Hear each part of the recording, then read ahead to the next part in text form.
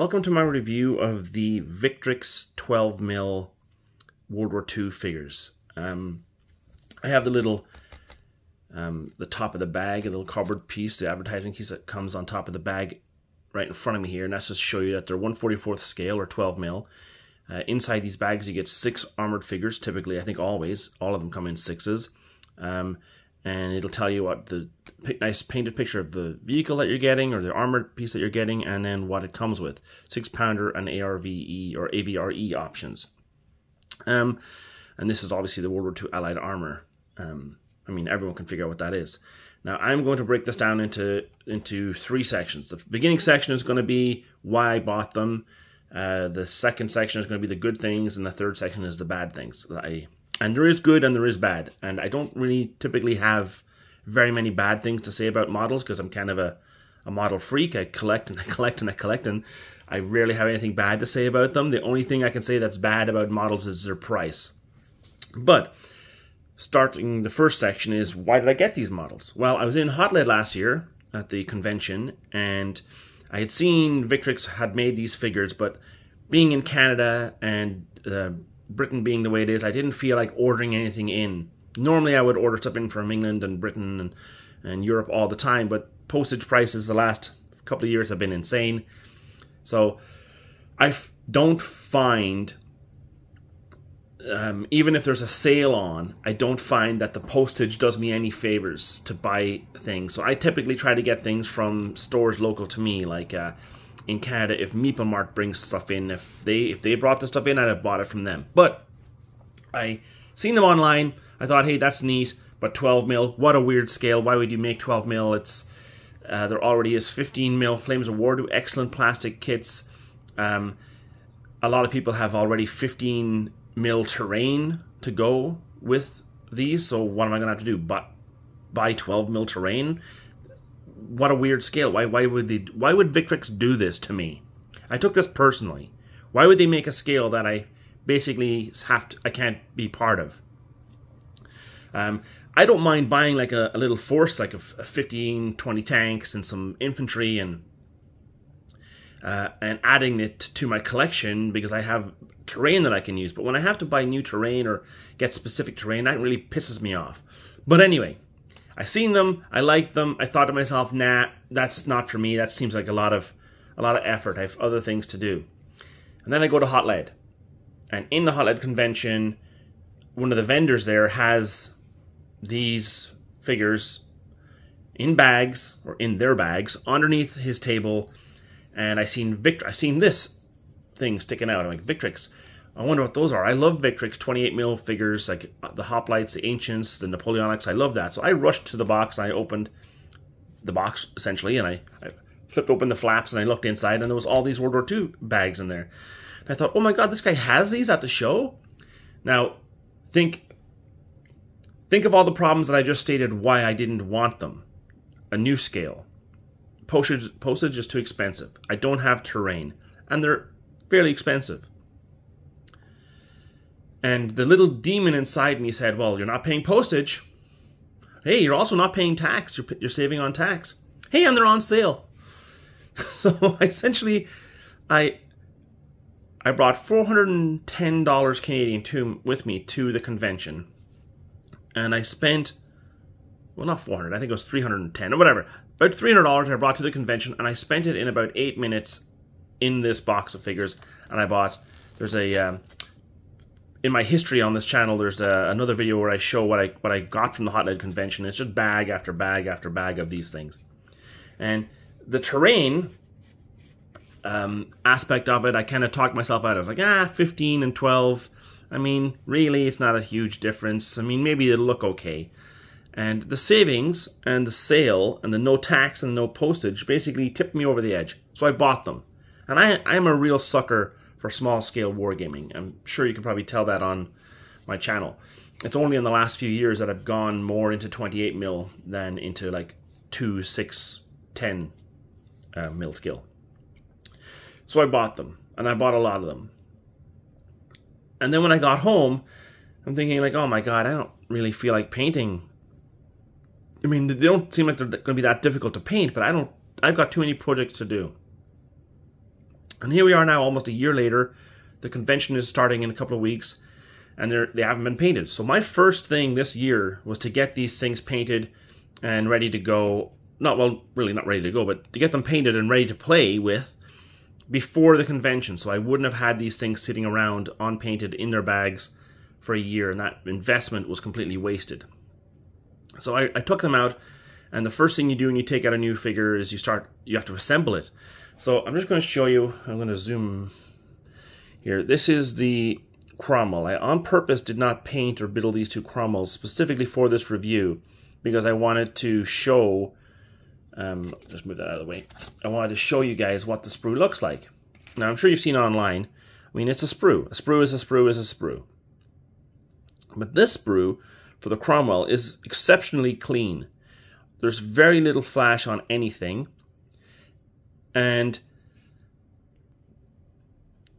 the sprue is laid out really nicely. Now, this is the Cromwell. Each sprue comes with 2 tanks, so you can build 2 versions.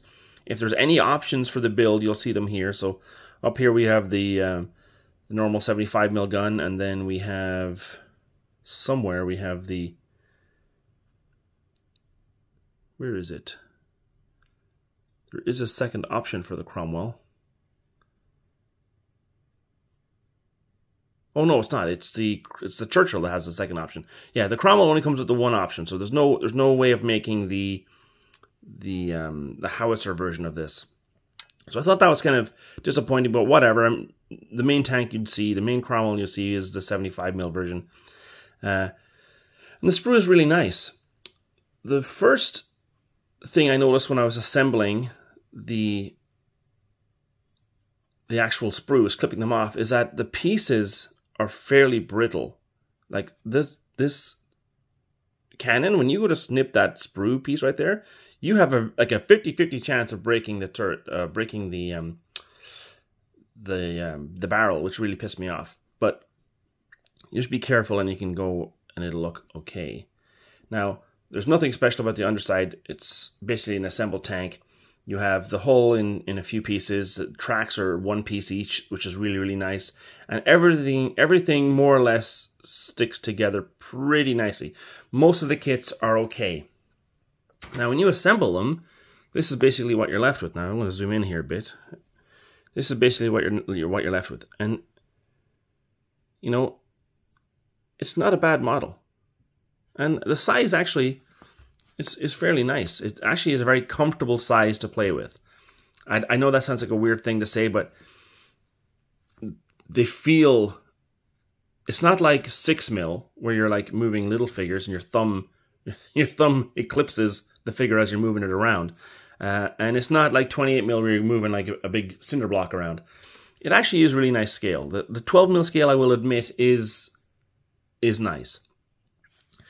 They also paint up extremely easily. These are the easiest tanks I've ever painted. And that's because they're... Sometimes if you do I just prime them with the olive drab or whatever the green British color is from Vallejo. The primer version. I just primed them with the green primer from Vallejo. That is the color of the British tanks in World War II.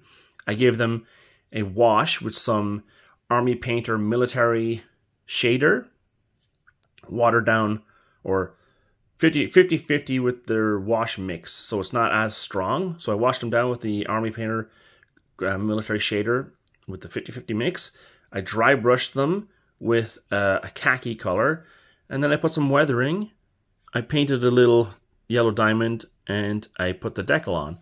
And then I did a little bit of like the just brown and metal there for the shovel and stuff. And then I also dusted on some of, I don't know, some weathering powder. Very rudimentary. And they look really nice. Now for the Germans, I had to do something a little better. They assemble all the same, essentially. Come on, big fat fingers. And then I just sprayed them with the Panzer Ochre primer. And then I stippled a dark green and a dark brown in a random pattern. And then I put little dots of light green and light brown basically all over. I did the weathering powder again. I had to paint little figures inside. No, not a big deal. And I put the decals on. And, you know, that looks from this far away. Hey, that's a half track. I also dry brushed them, by the way. I dry brushed them with the ochre, or with the khaki color again. A very light dry brush. The same with the tigers and the panthers and the Panzer IVs. The same thing. The pattern was exactly the same. So they were really easy to paint up. Like, I thought they were going to be much, much more difficult. Sometimes you get these highly detailed figures, and when you see the unassembled model or unpainted model, you're like, wow, it's so detailed, I love it. And then you have to paint all that detail. And you think, oh God, did I really love it that much? One of the reasons I think that there's a lot of charm in older figures from like the 70s and 80s is that the detail, there isn't as much detail. There's enough detail, but there's not as much, and they just paint up easier. And as you get older, your eyesight, you know, your ability to move your hands get a little worse. So it's easier on the eyes and the hands. That's basically all the good things that I can think of. They look nice. They feel nice in the hand. I know that's a weird one to say, but they feel nice moving them around or handling them. And they paint well. They're highly detailed. But now we're going to get on to what I dislike about them. And the first thing I dislike about them is what I mentioned earlier is, why the hell did I buy them? I don't think I've ever had a project that I bought, that I painted, that I say they look nice, they feel nice, and I still am not happy with them. Like, they look nice, I'm sorry. Like, they do look nice. But 12mm is such a weird scale. And the figures are one more good thing. The figures are really nice. I thought these figures were like the Plastic Soldier Company figures, or basically knockoffs. And I find the Plastic Soldier Company 15mm figures are too flat. They're very skinny. 12mm figures, they don't suffer from that weird skinny syndrome. And although a lot of the poses look very similar, the figures themselves actually look a lot nicer when they're painted. My main gripe with the Plastic Soldier Company 15mm figures was the poses were kind of meh, and they were too skinny. They looked weird. The proportions are off. For some reason, bringing that down 3mm, the proportions look a lot better. So they're still as skinny, but the figure is smaller. Actually, one more good thing about this, I will say, is that there's no support for the figure on the tops. You'll see there's nothing touching the helmet. No form of thing you have to cut. So there's no filing down a very dangerous small thing, like a little plastic nib, on any of the figures. And that was a huge bonus. There's no massive gouges out of my thumb trying to do that. I really appreciated the engineering of this, the infantry sprues, where all of the cutting and filing you had to do to get them removed from their supports are on the bottom of the base. Now, back to the negatives. Why did I buy them? Don't know. They look nice. I'm a sucker for new things. I like Victrix. They're very detailed. But I don't have any terrain. So I have them here on the table, and I'm kind of, damn, I have no terrain for these. No cities, no farmland. I'm going to have to fight these out in forests and bushland. Because, you know, the roads will work, but the buildings look way too big for 12mm. I'm going to have to 3D print a whole new set of terrain, which really annoys me. Because, you know, it's money, it's terrain, it's more painting. The next thing I will complain about is the sprues themselves.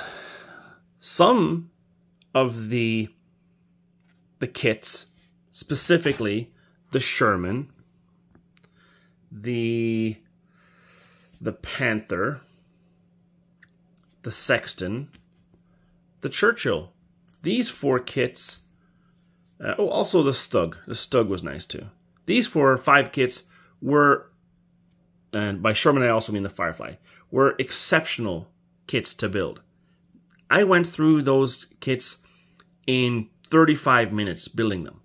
And when I was done building them, I had a great sense of satisfaction at how easy the kit was to assemble and cut off the sprue, file down, and fit together.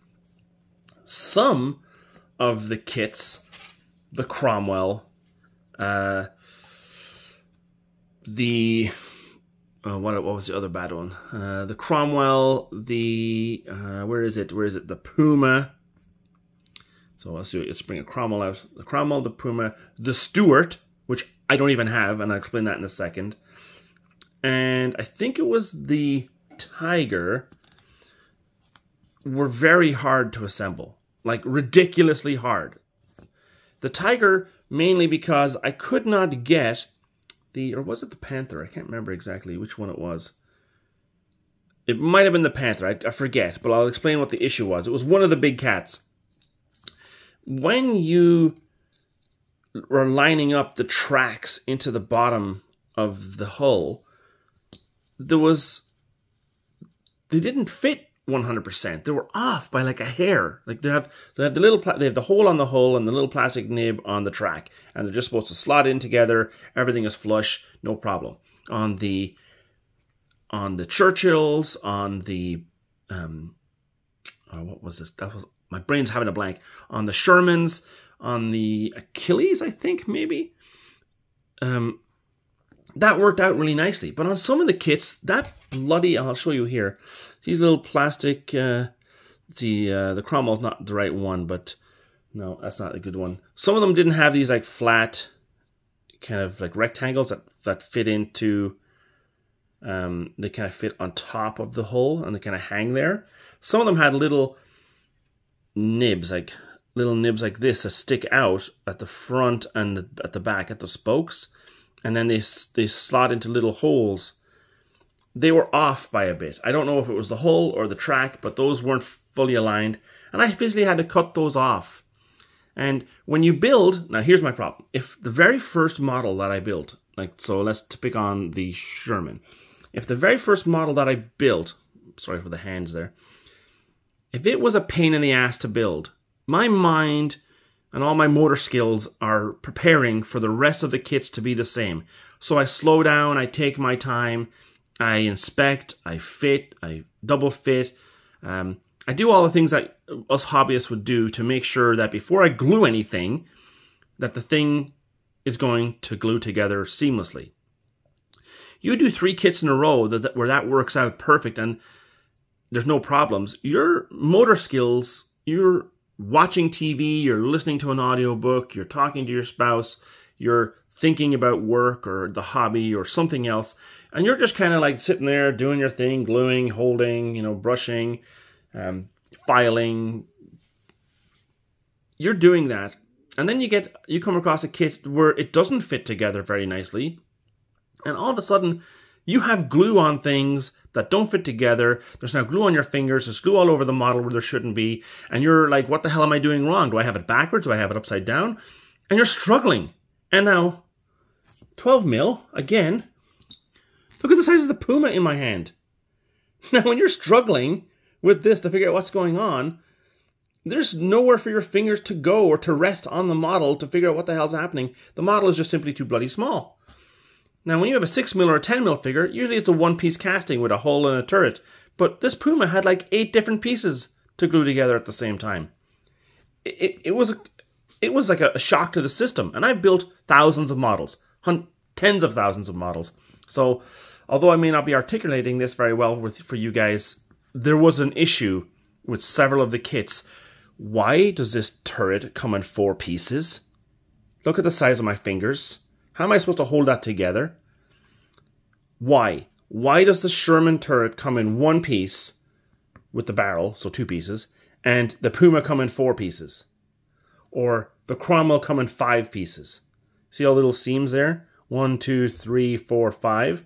And then the barrel, so 6 pieces? What the hell were you thinking? On such a small model, like on a 28 mil scale figure, okay, I can hold 2 pieces together, and I hold 2 more pieces together. But when the first few kits were so easy and the last few kits were so hard, my brain like exploded. So I'm getting a little emotional about that, but I want to express, or I want you guys to get across that these were some of the easiest kits I've ever built and some of the most frustrating. And I'll bring you to the most frustrating one. And that was the bloody Stuart. I'm getting it out of my bag here off camera. Here's the Stuart sprue. This is one little Stuart. Hey, the hull's in 2 parts. The wheels. Hey, no problem. Here's these little nubs that I'm talking about. They go across the front. They kind of stick into the bottom of the hull. But look at the turret. Look at the size of the gun. I have to...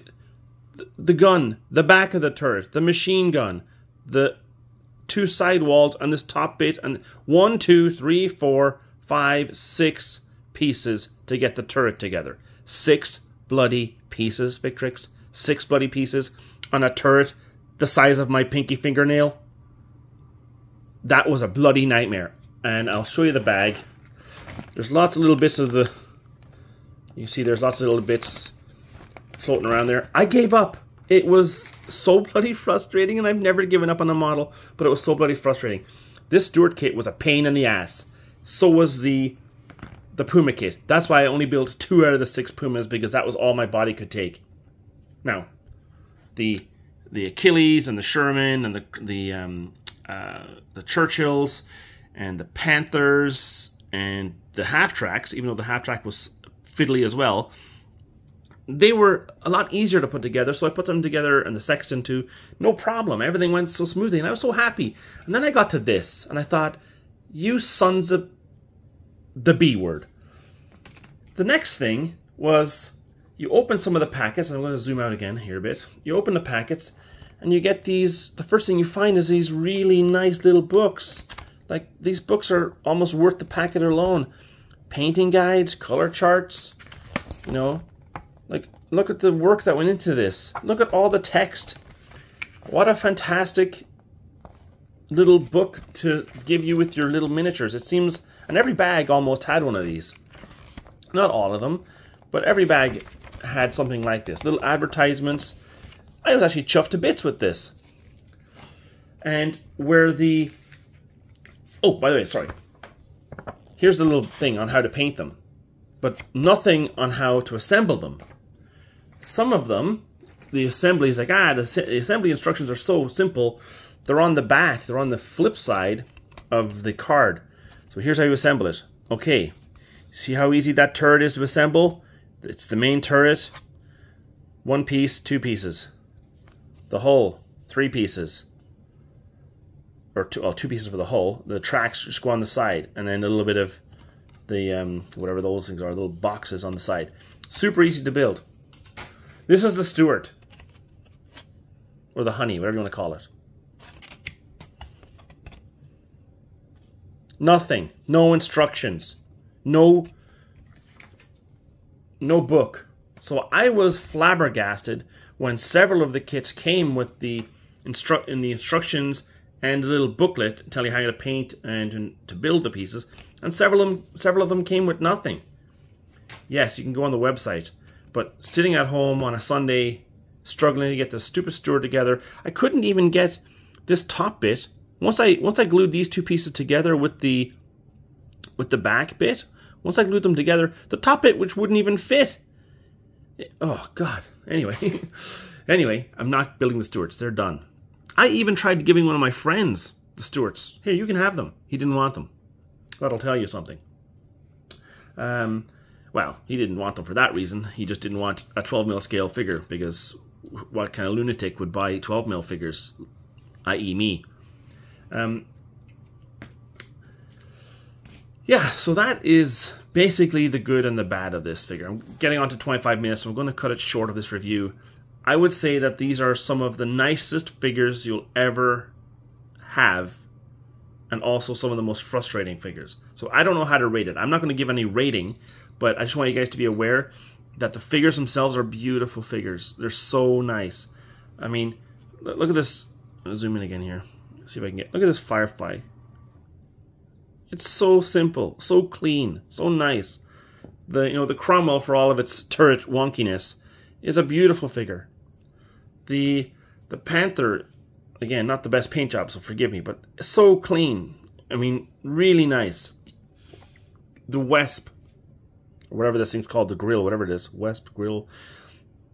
Really nice figures. But then you get these donkeys, like the Puma. Nice figure, but what a pain in the ass. And the Stuart. The figures are nice, like the physical infantry figures. They're really nice. But this range is limited by, you're going to have to invest in the entire range. Now, the last thing I'll say in my review. is when I collected these figures, I assumed that they were going to flesh out the range fairly quickly. It's been a year. There's no Pack 40 anti-tank gun. There's no Pack 40. There's no 57mm anti-tank gun. It is very hard to create an army list to play any of your favorite rule sets with these figures when they don't flesh out the actual range. Now they're on, check their website, they're on T-34s and Russian infantry. Hey, I get the Russians, a big front, big seller, but could we please have a Pack 40 for the Germans before you move on? So now, I'm not upset with Victrix. Business decisions, they're above my head. But when you invest the money into this range and you want to play the game with the figures that you've assembled and painted, and you realize it's just tank on tank, there's some infantry stands flowing around, but creating scenarios that are interesting, a British tank column coming down a road, well, it's not going to be all Panthers and Tigers everywhere. Where's the anti-tank guns? You need anti-tank guns in this game for most rule sets. Most Germans are not going to have 15, 20 tanks on the field. They're going to have 4 or 5 tanks, maybe 4 or 5 field guns or anti-tank guns. So that really pissed me off. But otherwise, they're nice, but I'm kind of frustrated, and we'll see what Victrix does with the range if they flesh out the... Man, I don't know why you would go to the Eastern Front before you finish the Western Front stuff. I mean, how hard it would have been to your first thing to flesh out the Germans, because they can be used on both fronts. The missing parts of the range, and I know it's a new range, but I would have rather you finish the Germans before you moved on to anything else. It's very hard to build lists and create interesting scenarios to play with your buddies when you have all this 15mm armor stored in your closet, and now you bring out this fancy new 12mm armor, and they think, why did you buy this? Because don't they look cool? Yeah, but we can only play armor on armor with some infantry sprinkled in. There's no artillery, there's no planes, there's no anti-tank guns. There's huge gaps right now in the range, and I hope they get filled in pretty quickly, but they're onto the Eastern Front, so who knows, it might take years. And I don't have years. There's more interesting stuff coming out this year that I want to get into. So that's my review, or I guess rant, about Victrix. There's good stuff there. There's reasons to be optimistic, but there's been some hiccups along the way. Okay, thanks for watching, and bye for now.